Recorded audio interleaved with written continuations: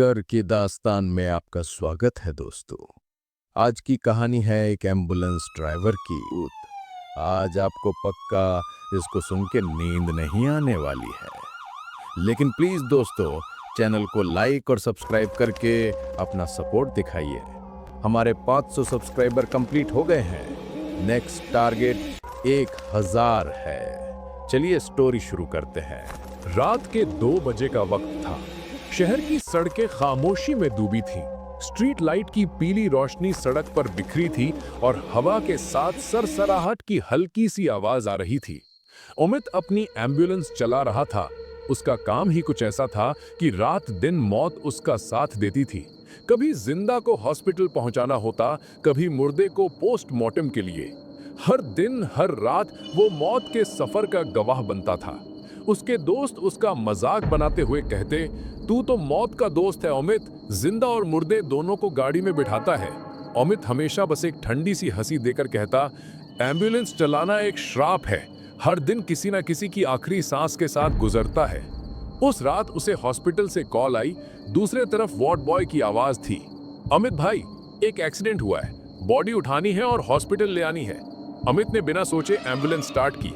सिर्फ गाड़ी का इंजन और उसकी सांस की आवाज उसके साथ थी। रात के सन्नाटे को एम्बुलेंस की घंटी चीर रही थी।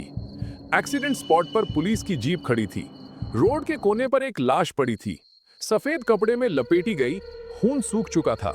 पुलिस कांस्टेबल ने लाश उठाई और एम्बुलेंस के पीछे डाल दी।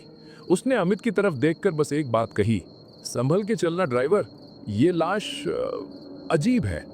अमित ने कुछ पूछना चाहा पर कांस्टेबल बस चुप हो गया। अमित ने एम्बुलेंस चलाई और हॉस्पिटल की तरफ निकल पड़ा। रात और गहरी होती गई। सड़कें सुनसान थीं। गाड़ी के अंदर एक भूतिया सन्नाटा छा गया। थोड़ी देर बाद अमित को एक आवाज सुनाई दी, जैसे कोई चेन खींच रहा हो, हल्की सी घिसंत की आवाज। उसने मिरर में देखा, लाश वैसी ही पड़ी थी। उसने खुद को समझाया, थकान होगी, आवाज मेरे दिमाग का खेल है। उसने रेडियो ऑन किया ताकि ध्यान बटेगा, पर रेडियो से सिर्फ स्टैटिक नॉइज आई। बीच बीच में एक अजीब सा शोर और फिर एक आवाज जैसे कोई उसका नाम ले रहा हो, अमित अमित। उसका गला सूख गया। उसने घबराकर तुरंत रेडियो बंद कर दिया।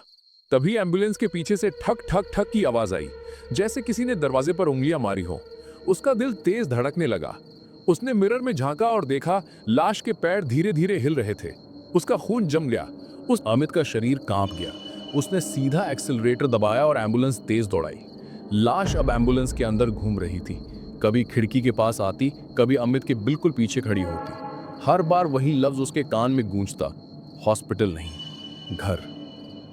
अमित चीख पड़ा, मैं सिर्फ ड्राइवर हूं, मुझे मत सताओ। लाश की आवाज गरज उठी, जब तक घर नहीं पहुंचाता तू भी जिंदा हॉस्पिटल नहीं पहुंचेगा।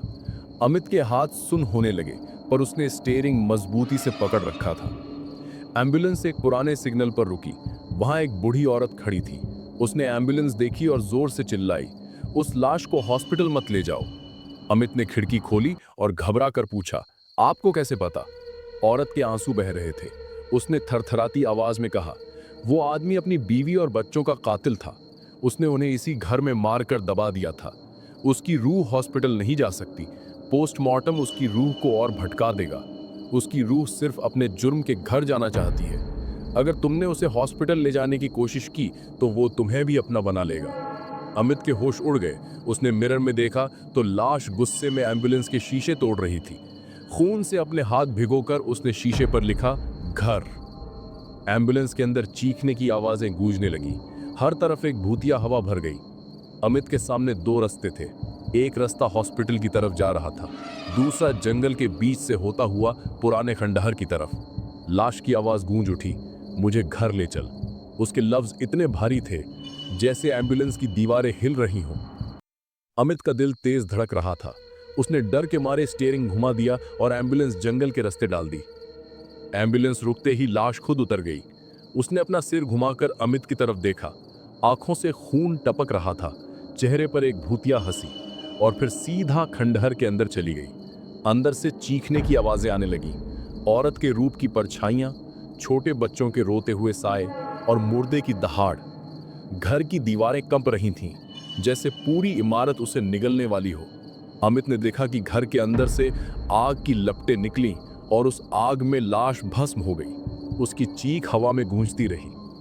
सुबह होने पर पुलिस वहां पहुंची। उन्होंने एम्बुलेंस और जला हुआ खंडहर देखा। एक ऑफिसर ने अमित से कहा, तुमने अपनी जान बचा ली। वो आदमी श्रापित था। उसकी रूह को शांति तभी मिलती जब उसे उसके जुर्म के घर वापस ले जाया जाता।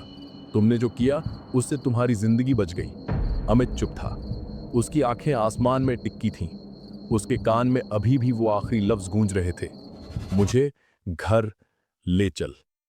दोस्तों, अगर आप बताना चाहते हो कि मैं नेक्स्ट स्टोरी किस टॉपिक पे लाऊं तो आप कमेंट कर सकते हैं। और अगर आप अपनी स्टोरी मुझे इंस्टाग्राम पे भेजना चाहते हैं तो लिंक चैनल डिस्क्रिप्शन में मिल जाएगा।